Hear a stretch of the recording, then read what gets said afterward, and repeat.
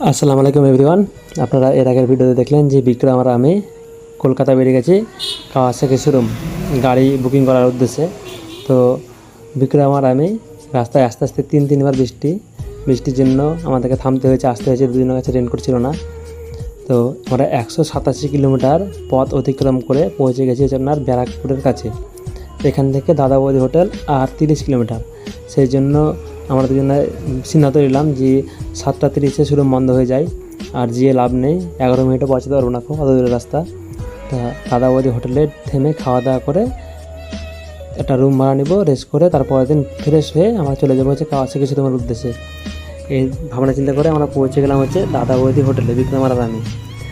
দাদা বৌদি হোটেলে পৌঁছে যা ভিড় দেখে আমার তো মাথায় হাত, যে এত ভিড়, খাওয়া দাওয়া কখন করবো, 8টা বাজছে।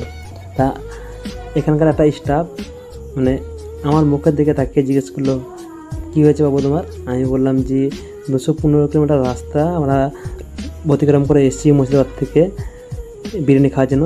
তা ওই দিদি খুব ভালো, আমাদেরকে লাইনে দাঁড়াতে দিল না, ভিতরে ঢুকিয়ে নিয়ে এলো, দিয়ে ভিতরে যে খাওয়া দাওয়া করলাম। বিরিয়ানিটা খুব সুন্দর হয়েছে, ছোট বাচ্চা থেকে বড় সবাই খেতে পারবে, না রিচ না কোনো কিছু।